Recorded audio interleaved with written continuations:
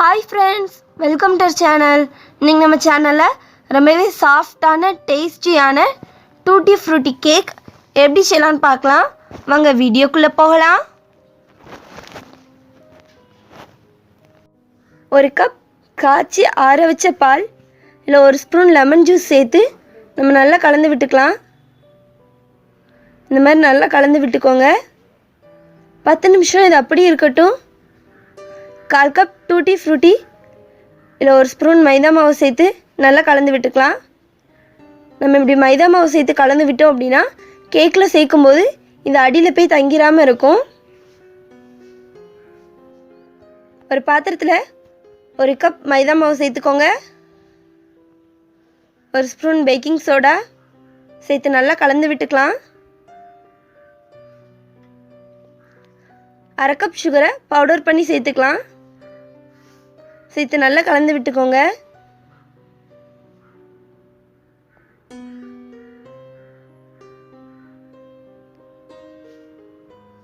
இப்போ இதில் 1/4 கப் வெண்ணெய் உருக்கி சேர்த்துக்கலாம்.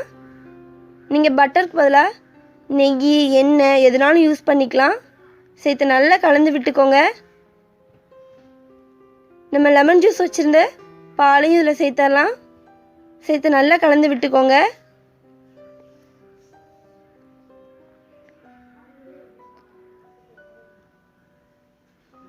பாருங்கள் ஃப்ரெண்ட்ஸ், நல்லா கலந்து விட்டாச்சு. இப்போ இதில் 1/4 கப் காய்ச்சி ஆற வச்ச பால் சேர்த்து நல்லா கலந்து விட்டுக்கலாம். இந்த மாதிரி நல்லா கலந்து விட்டுக்கோங்க. பாருங்கள் ஃப்ரெண்ட்ஸ், நம்ம சூப்பராக கலந்து விட்டாச்சு. இப்போ இதில் டூட்டி ஃப்ரூட்டி சேர்த்துடலாம். சேர்த்து இதையும் கலந்து விட்டுக்கோங்க.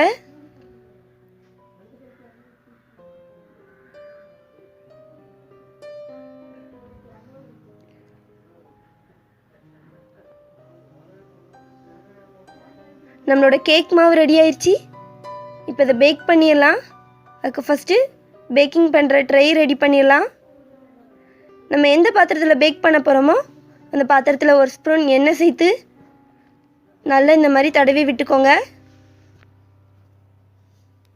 இப்போ இதில் ஒரு ஸ்பூன் மைதா மாவு சேர்த்துடலாம். நம்ம மைதா மாவு சேர்க்குறதுனால கேக் ஒட்டாமல் வரும்.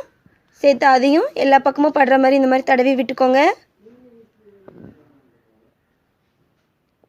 இப்போ இதில் எக்ஸ்ட்ரா இருக்க மைதா மாவு எல்லாமே நம்ம ரிமூவ் பண்ணிடலாம்.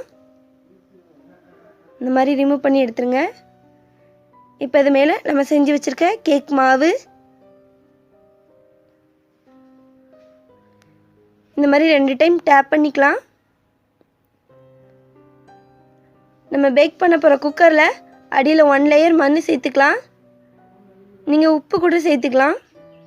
சேர்த்து எல்லா பக்கமும் படுற மாதிரி இந்த மாதிரி பண்ணிக்கோங்க. குக்கர் மூடியில் விசிலி ரிமூவ் பண்ணிவிட்டு உள்ளே இருக்க பெல்ட்டி ரிமூவ் பண்ணி இதை மூடி வச்சிடலாம். ஹை ஃப்ளேமில் 5 நிமிஷம் ஃப்ரீ ஹீட் பண்ணிடலாம். 5 நிமிஷம் ஆயிடுச்சு, நம்ம ஓப்பன் பண்ணிடலாம்.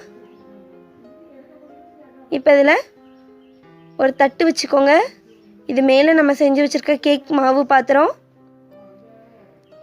இது இப்போது மூடி வச்சிடலாம். மீடியம் ஃப்ளேமில் 45 நிமிஷம் இது நல்ல பேக் ஆகட்டும். 45 நிமிஷம் ஆயிடுச்சு, நம்ம ஓப்பன் பண்ணி பார்க்கலாம். பாருங்கள் ஃப்ரெண்ட்ஸ், நம்மளோட கேக் பார்க்கவே சூப்பராக இருக்குது. இப்போ இது வெந்துட்டான்னு செக் பண்ணுறதுக்கு இந்த மாதிரி ஸ்டிக்கை வச்சு குத்தி பாருங்கள். அது ஒட்டாமல் வருது அப்படின்னா நமக்கு வெந்துருச்சுன்னு அர்த்தம். இதை எடுத்து வெளியே வச்சிடலாம். இது நல்லா ஆறட்டும்.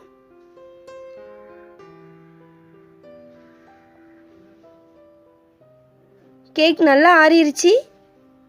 இப்போ இதில் ஓரங்களை இந்த மாதிரி கத்தி வச்சு எடுத்து விட்டுக்கலாம்.